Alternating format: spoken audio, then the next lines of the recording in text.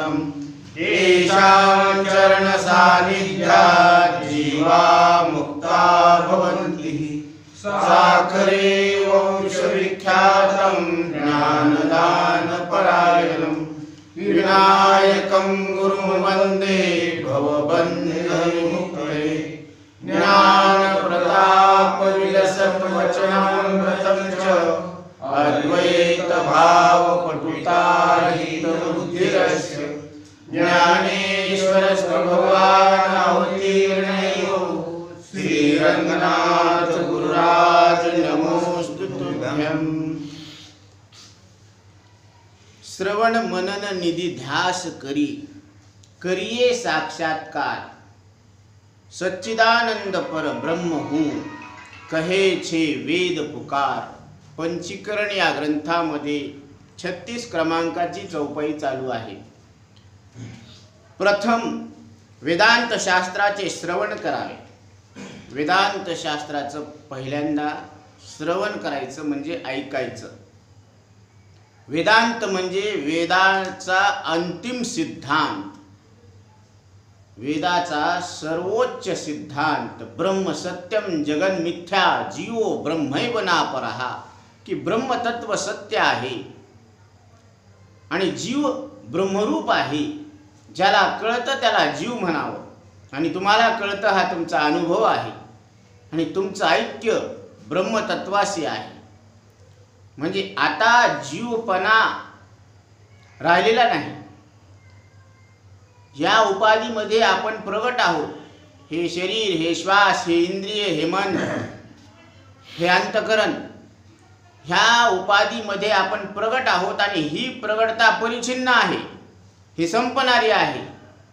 आणि या संपणाऱ्या प्रगटतेमध्ये मी न संपणारा अपरिच्छिन्न परमात्मा सर्व व्यापक विभू आणि आधार नाम रूपास, विभू म्हणजे व्यापक आहे आणि आधार नाम रूपाला आहे। जगाच्या कपाळावर जे कुंकू आहे ना ते चैतन्याचं आहे, म्हणजे सच्चित आनंद रूपानं प्रकाशित होत आहे।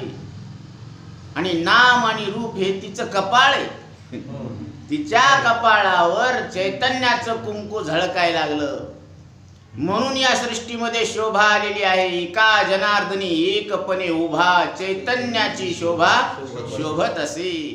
म्हणून वेदांत शास्त्र आणि त्या वेदांत शास्त्राचा अंतिम सिद्धांत ब्रह्म सत्यम जगन मिथ्या, जगत हे मिथ्या आहे।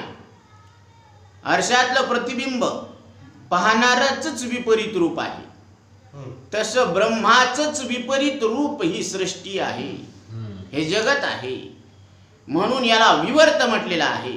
विवर्तवाद म्हणजे विपरीत रूपानं आपलीच आपल्याला प्रतीती येणं। प्रतिबिंब म्हणजे या स्थूल देहाची विपरीत रूपानं तुम्हाला याची प्रतीती येणं। तसं जगत हे ब्रह्माचं विपरीत रूप आहे, विवर्त आहे, म्हणजे उलट रूप आहे। तुझं सगुण म्हणू की निर्गुण रे, सगुण निर्गुण एक गोविंदू रे। एक निर्गुण परमात्माच सगुण रूपामध्ये रूपाला आलेला आहे। तुका म्हणे झाला सोपा आला नावा रूपा। नाहीतर ती वस्तू कशी आहे? निर्गुण परमात्मा आहे। त्याला फक्त तुम्ही अनुभव घेऊ शकता, शब्दानं वाणीनं मनानं त्याची कल्पना करता येत नाही। सिर्फ एहसास है रूह से महसूस करो, प्यार को प्यार ही रहने दो, रिश्तों का इल्जाम ना दो। म्हणजे त्याला नावाचं म्हणून त्याला बदनाम करू नका नाव देऊन। मज अनाम्या नाम देती। मला अर्जुनाला सांगायला लागलेत भगवान की हे लोक मला नाव नाही पण मला नाव देतात। आणि देवा नाही नाव, देवा नाही रूप, देवा नाही गाव, कुठे काही। मग देव वैकुंठवासी आहे का? अरे वैकुंठच खोटं आहे, कुठं वैकुंठवासी? म्हणून ज्ञान देव म्हणे हरी हा वैकुंठ, वरी एक खाली आहे हरीच वैकुंठ आहे। आणि वैकुंठ शब्दाचा अर्थ जिथं वाणी कुंठित होते त्याला म्हणायचं वैकुंठ. वाणी कुठं कुंठित होते? आत्मस्वरूपाचं वर्णन करता येत नाही वाणीला, तिथं वाणी कुंठित होते. वेद जाणू गेला पुढे मौनावला, ते गुह्य तुझला प्राप्त कैसे. म्हणून वेदाला सुद्धा आपल्या स्वरूपाचं पूर्ण रूपाने ज्ञान होत नाही, त्याला जाणताच येत नाही. वेद जाणू गेला, नेती नेती म्हटलं, असा नाही असा नाही असा नाही, पण नेमका कसा आहे हे मात्र सांगता येत नाही. विधिमुखानं आणि निषेध मुखानं वर्णन करणं. विधिमुखानं म्हणजे हा असा आहे, आणि निषेध म्हणजे असा नाही असा नाही, काळा नाही गोरा नाही, त्याला हात नाही पाय नाही मुंडकं नाही पोट नाही पाठ नाही, असा कसा देव आहे तुमचा? हे असाच आहे बाबा, देव एका पायाने लंगडा आहे की नाही. म्हणून हा मन वाणी बिनरूप असा असलेला सिर्फ एहसास है. फक्त काय करा तुम्ही, आत्मस्वरूपाचा अनुभव घ्या, त्याला नाव देऊ नका. म्हणून अनाम असं आपलं स्वरूप आहे. अस्पर्श अगंध अरूप आहे ना, अरूप अस्पर्श अगंध. म्हणून मन वाणी बिनरूप असं आपलं स्वरूप आहे, आणि ते इंद्रियाचा मनाचा वाणीचा विषय होत नाही. म्हणून ब्रह्म आणि आत्मा या दोघांच्या ऐक्याचा निश्चय करविणारी जी 6 प्रकारची लिंगे, लिंग म्हणजे गुढाठा समजावून देणारी लक्षणं आहेत, त्याच्या योगाने सर्व वेदांत वाक्याच्या तात्पर्याचा ब्रह्माच्या ठिकाणी जो निश्चय करणं त्या श्रवण असे म्हणतात. म्हणून श्रवणाचे निमिषे बैसावे येऊनी, साम्राज्य भुवनी सुखी नांदे. ही पहिली भक्ती आहे नवविधा भक्तीपैकी श्रवणम. आणि ऐकण्याच्या निमित्तानं जर आपण येऊन बसलो संत संगतीमध्ये, सद्गुरूच्या संगतीमध्ये, तर आपण या तिन्ही भुवनाचे राजे आहोत, आणि तिन्ही भुवन हे आपले पाईक आहे असं आपल्या लक्षात येतं. साम्राज्य भुवनी सुखी नांदे म्हणजे इथून तिथून साम्राज्य कोणाचं आहे? आपलंच आहे. विठोबाचे राज्य आम्हा नित्य दिवाळी, विष्णू दास नामा जीवे भावे ओवाळी. ओवाळू आरती माझ्या पंढरीनाथा, माझ्या द्वारकानाथा, दोन्ही कर जोडोनी चरणी ठेविला माथा. कोणाचं राज्य आहे? विठोबाचं. आणि विठोबा माझ्याहून वेगळा नाही. तुझ मज आईसी परी, जैसे तरंग सागरी. तरंग समुद्राहून वेगळा नाही, तसं मी विठ्ठलाहून वेगळा नाही. बाप रखुमा देऊरू दीनानाथ भेटला, विठ्ठल विठ्ठल झाला देह माझा. जिथं देह विठ्ठल आहे, जिथं श्वास विठ्ठल आहे, जिथं इंद्रिय विठ्ठल आहे, जिथं मन विठ्ठल आहे, आता त्या मनामध्ये प्रगट असलेला कोण आहे? मग दुसरा तिसरा कोणी नसून तो सुद्धा विठ्ठल स्वरूप परमात्मा आहे. म्हणून विठ्ठल लावियले पिसे, जिकडे पाहावे तिकडे दिसे. ह्या विठ्ठलानं पिस लावलं, जिकडं दृष्टी पहा टाकायला लागलो तिकडं विठ्ठलच दिसायला लागला. म्हणून जळी विठ्ठल जळी स्थळी भरला, रीता ठाव नाही उरला. अजिम्या दृष्टीने पाहिला विठ्ठलची विठ्ठलची विठ्ठलची. असा या स्थितीवर येणं ही ब्रह्मस्थिती आहे. ते फक्त अनुभवायचे. त्या ब्रह्माला ब्रह्मच राहू द्या. प्यार को प्यार ही रहने दो, रिश्तो का इल्जाम दो. म्हणजे त्याला नाव देऊन, त्याला नातं जुळून त्याला बदनाम करू नका. म्हणून ते रूप पाहिजे पाहिले आपले आपणची. इदम तेसी वाळिले. इदम म्हणजे हे, जे हे आहे ना त्याला वाळीत टाका. मग मन हे आहे, मग धुळीच्या कणापासून तर शंकरापर्यंत सगळं इदम आहे. तेवी शिवोणी पृथ्वीवरी भासती पदार्थाची या परी, प्रकाश येते एक सरी संवित्ते जाण. म्हणजे धुळीच्या कणापासून कंकरापासून ते शंकरापर्यंत सगळं कसं आहे, दृश्य आहे. आणि दृश्य कल्पित आहे. आणि कल्पित दृश्याचे आपण कल्पित दृष्टे कशाला व्हायचं मग. म्हणून दृश्याची वेळे दृश्य द्रष्टत्वा वेगळे, वस्तू मात्र निहाळे आपणापासी. दृश्य खोटं असल्यामुळं तत्सापेक्ष द्रष्टेपणा सुद्धा खोटा आहे, मात्र वस्तू सत्य आहे. आणि ते वस्तुगामी असं भगवान स्वतः सांगतात. सर्वस्य चाहं हृदि सन्निविष्टो मतस्मृतिर्ज्ञानमपोहनंच. एरवी सर्वांचे हृदय देशी मी अमुका आहे ऐसी, जे बुद्धी स्फुरे अहर्निशी ते वस्तुगामी. असं श्रवणातून आपल्या लक्षात येत असतं. म्हणून ही पहिली भक्ती आहे.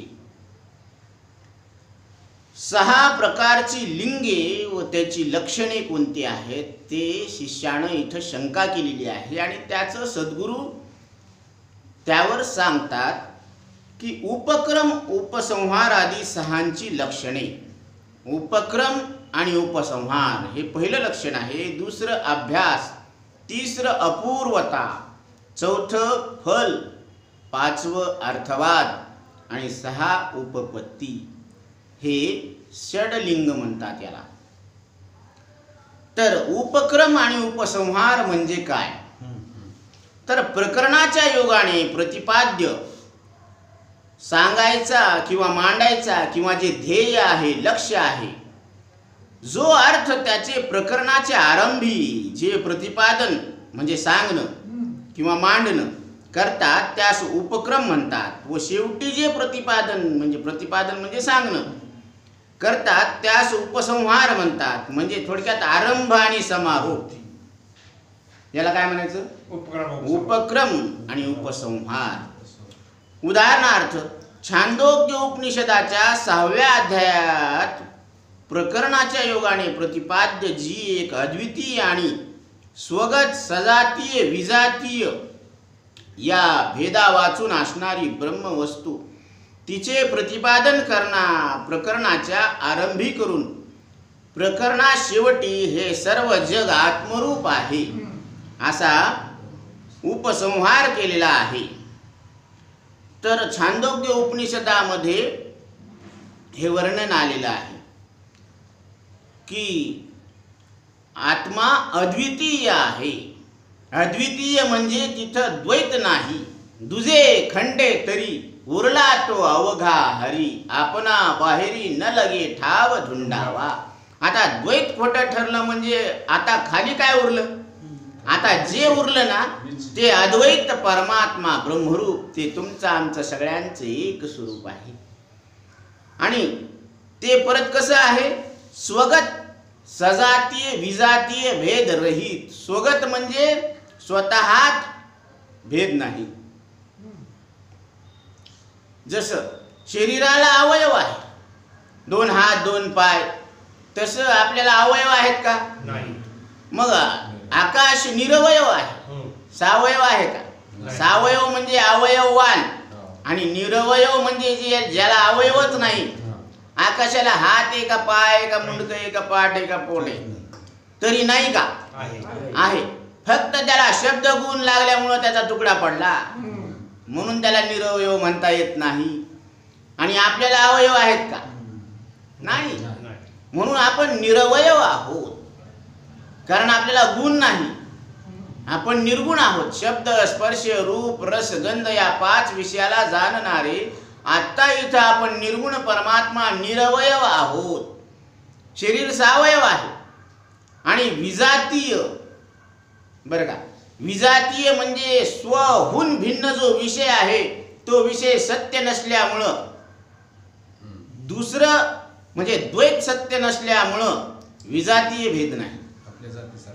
आपल्या जातीचं कुठे, प्रपंच एक झाला होता, ही तो समूळ मिथ्या वार्ता, पुढे होईल मागुता कदा कल्पांता घडेना. प्रपंच एक झाला होता, ही तो समूळ, हे मुळा सगट, ही कशी वार्ता आहे? मिथ्या. हे खोटं बोल नाही. म्हणजे पुरुषाला दिवस जाते का? बाळणपणाचा रोग होईल का? नाही. मग तसं आत्मस्वरूपाच्या ठिकाणी मृत्यू आहे का? हे बोलणं तसं आहे. जन्म आहे का? हा आहे ना. ज्या वेळेस माणसाला बाळांतर होईल त्यावेळेस it may be possible, possibilities आहेत. इथं होऊ शकतं, पण आत्मस्वरूपाच्या ठिकाणी जन्म आणि मृत्यूचा लेश नाही. म्हणून न झाला प्रपंच, आहे परब्रह्म, अहम सोहम ब्रह्म आकळले. प्रपंचच झाला नाही आणि आहे कोण? अहम आणि सोहम म्हणजे मी. आणि या विश्वामध्ये जे तत्व विद्यमान आहे, ज्या एकाचाच विस्तार आहे, म्हणजे जग म्हणजे काय आहे? पांगलेलं मन आहे. आणि मन म्हणजे घडी केलेलं जग आहे. भाषा लक्षात घ्या. जसं पांगलेलं वस्त्र म्हणजे त्या घडीला उकललं आपण. बर्फ म्हणजे घट्ट झालेलं पाणी आणि पाणी म्हणजे पातळ झालेला बर्फ. तसं जग म्हणजे विस्तार, म्हणजे मनाची घडी उकललेलं मन आहे.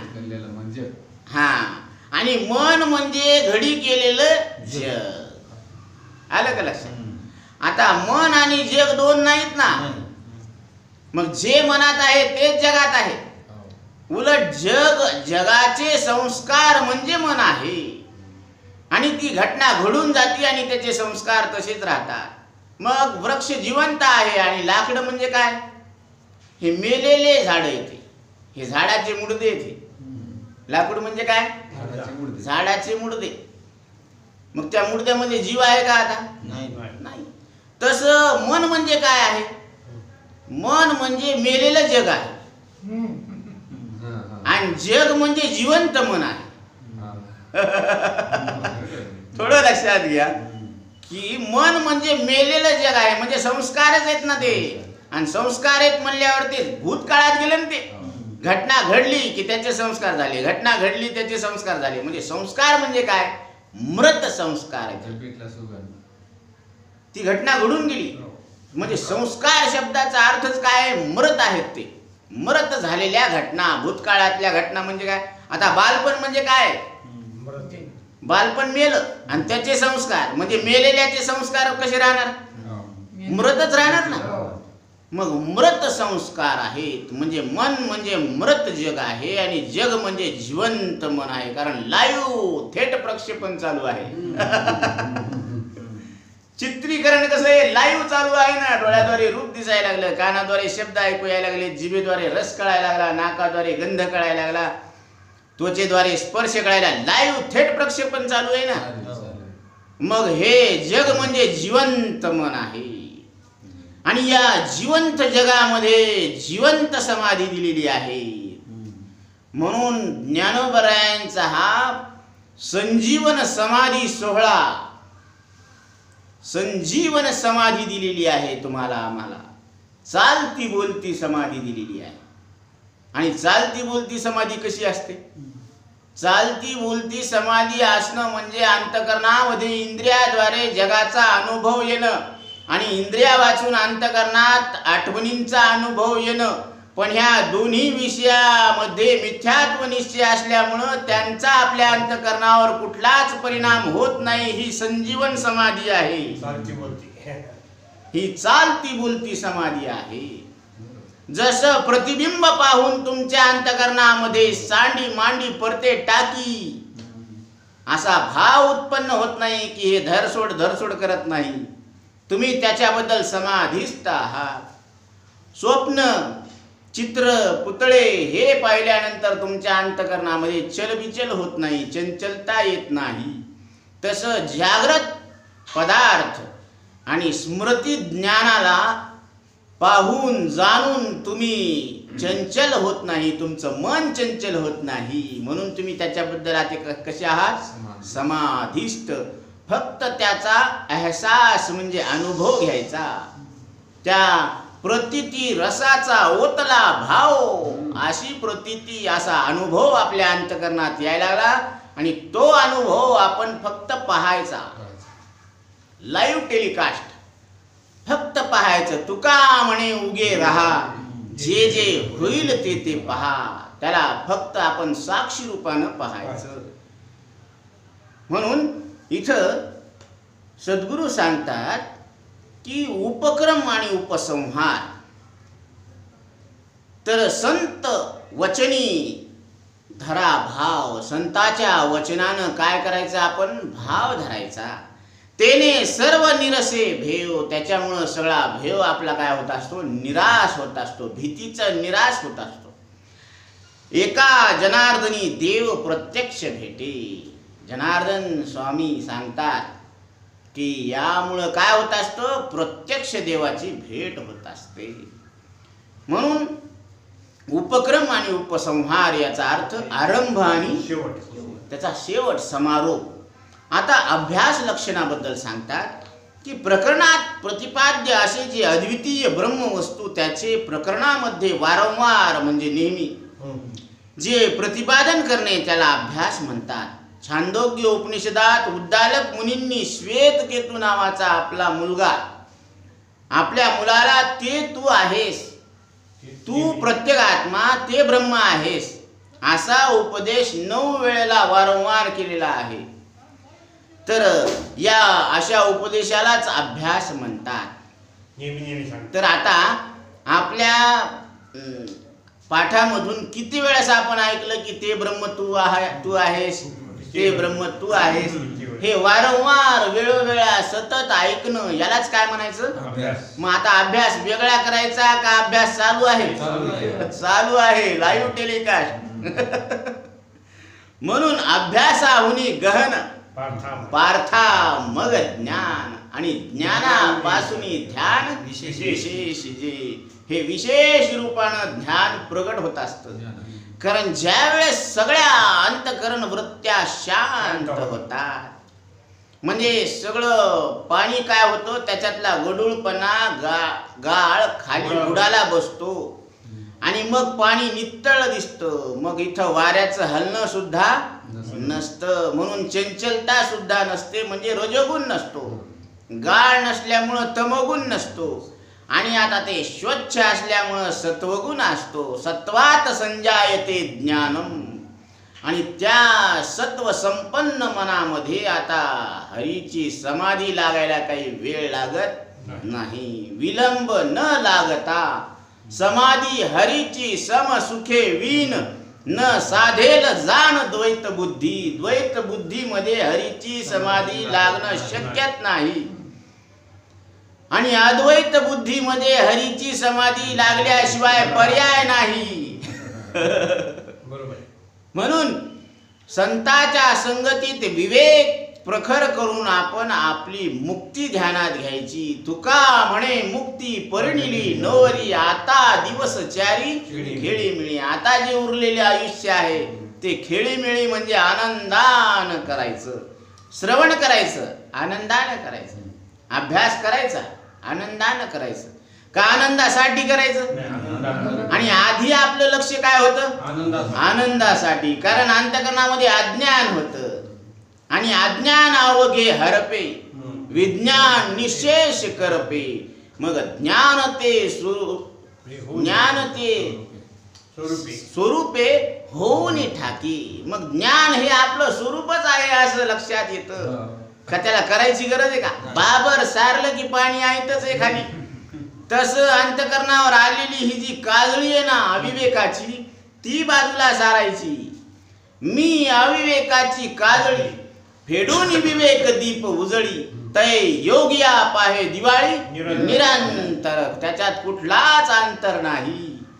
म्हणून अखंड समाधी आहे. ब्रह्मानंदी लागली टाळी, कोण देहाते सांभाळी. आता या देहाला कोण सांभाळायला लागलं? जसं सर्प कातीन सोडतो तसं ज्ञानी पुरुषाचा देह सहज सुटत असतो. देह सोडायचा का सुटायच लागला? दररोज सोडणं चालूच आहे. क्षणाक्षणाला या शरीरामध्ये परिवर्तन व्हायच लागले. याला सोडायचं काय? धरलंच नाही तर सोडायचं. धरल्याचा भ्रम झाला म्हणून सोडल्याचा भ्रम व्हायला.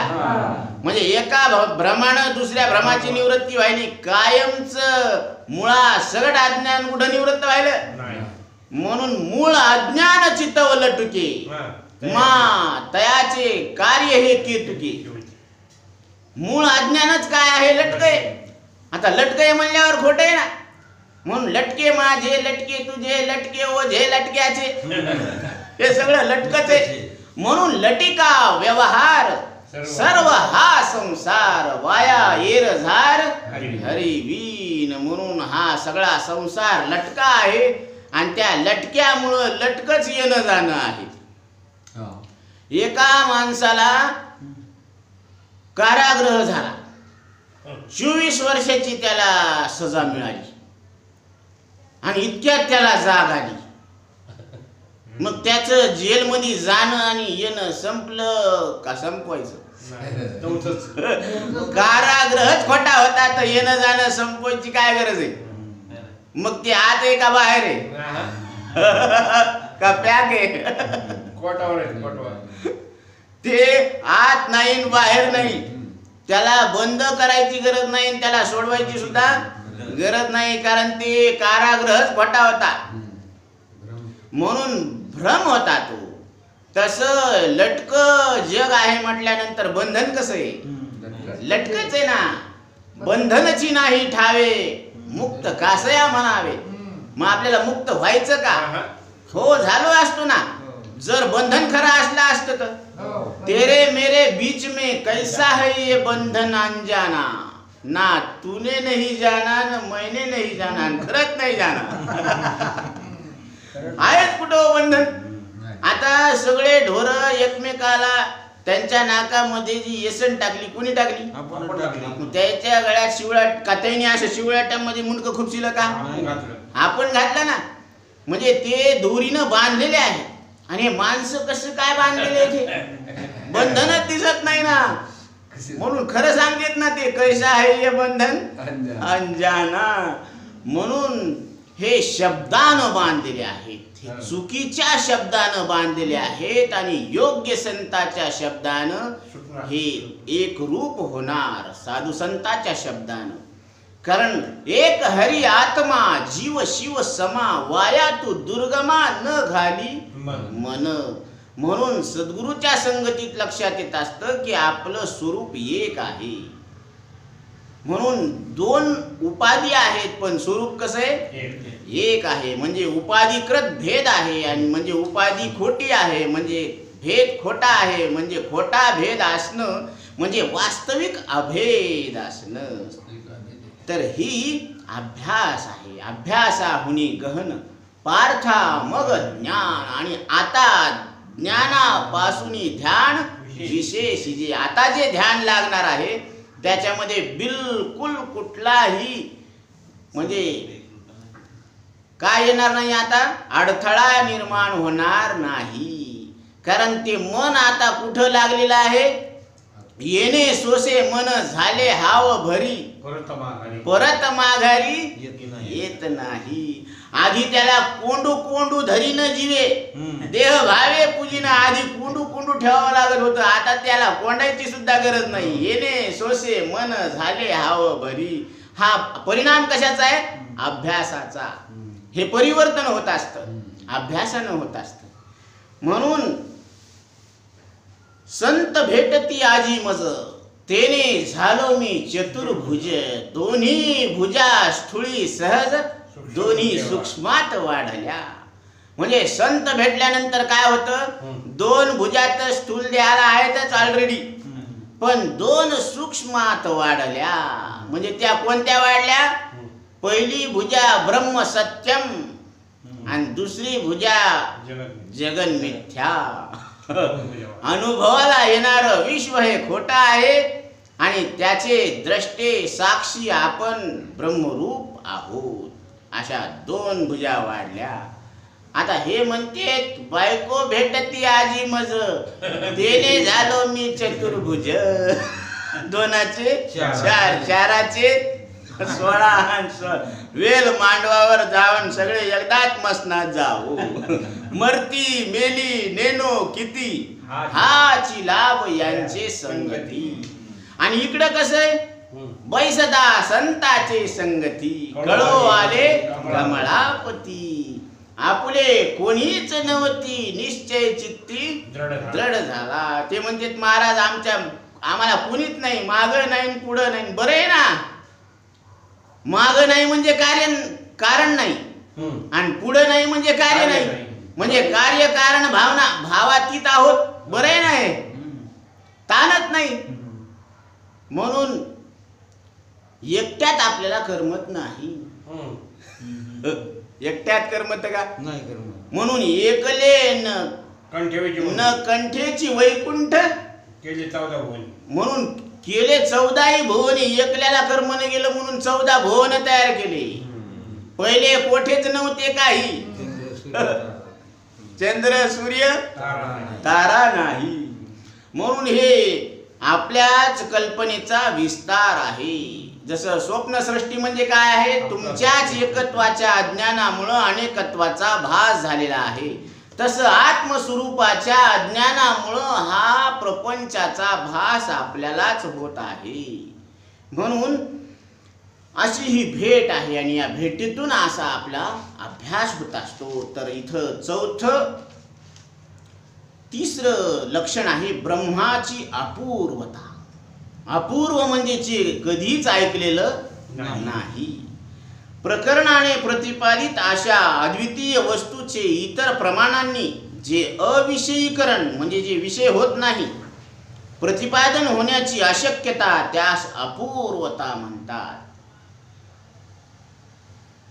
श्रुतीशिवाय दुसऱ्या कोणत्याही प्रमाणांनी ब्रह्म अप्रतिपाद्य आहे असे जे उपनिषदात सांगितलेले आहे त्यावरून किंवा ब्रह्म स्वप्रकाशक रूप असल्यामुळे ब्रह्मतत्व स्वप्रकाशक रूप असल्यामुळे ते जाणून घेण्याच्या दुसऱ्या कोणत्याही प्रमाणांची जरुरी नाही. आपल्याला जाणून घेण्यासाठी कुठल्याच प्रमाणाची जरुरी नाही. यावरून ब्रह्माच्या ठिकाणी ही अपूर्वता आहे असे जाणावे. आणि याची अपूर्वता सांगतात ज्ञानोबराय. आधी श्रवणेंद्रिया पाहले जे येणे गीता निधान देखिले आता स्वप्नाची परी हे तुकले साचा सरीसे. आपल्याला आपण स्वप्नात सुद्धा कल्पना केली नव्हती की न मरणं असतं आणि न मरणं हे आपलं स्वरूप असतं अशी कल्पना केली होती का? पण ही अपूर्वता नाही का? बरं आतापर्यंत आपल्याला असं कुणी सांगितलं का? आणि जर एखाद्याला कळालं त्यानं सांगितलं तरी सुद्धा आपला विश्वास बसतो का? मेजॉरिटी कॅरीज दिला जिकडे बहुमत त्याचं सरकार स्थापन होणार आहे ना. मग देहाला मी म्हणणाऱ्याची मेजॉरिटी जास्त आहे. जसं उन्हाळ्यामध्ये 10 माणसं प्रवासाला निघाले, त्यांना तहान लागली, उन्हाळ्याचे दिवस होते, ते म्हणले आता विहीर सापडली पण आता पाणी प्यायचं कसं, साधनच नव्हतं. तर सगळ्यांनी आपापले खेटर काढले, दोरीनं बांधले, त्याच्यात सोडले, पाणी काढलं. 9 जणांनी खेटराने पाणी पिलं. एक जण म्हणला प्राण निघून जावं या शरीरातून पण खेटरानं पाणी पिणार नाही. आणि मी गावात सांगतो की आता ह्या 9 जणांनी खेटरानं पाणी पिलं. मग 9 जणांनी आट्या केला आणि सांगितलं की ह्यानं जरी सांगितलं तरी आपण 9 मिळून सांगायचं की यानंच खेटरानं पाणी पिलं. आता लोक गावातले लोक कोणाचा विश्वास धरते? मेजॉरिटी कॅरीज तुला. तसं सगळे देहाला मी म्हणणारे भेटले आणि तुकोबरा एकटेच सांगायला लागलेत की अमरा खरे की पहा खोटे ना म्हणा देह माझा ऐसा मग भरवसा कळेल. तुम्ही मरणाऱ्या देहाला मी माझं खरं समजू नका.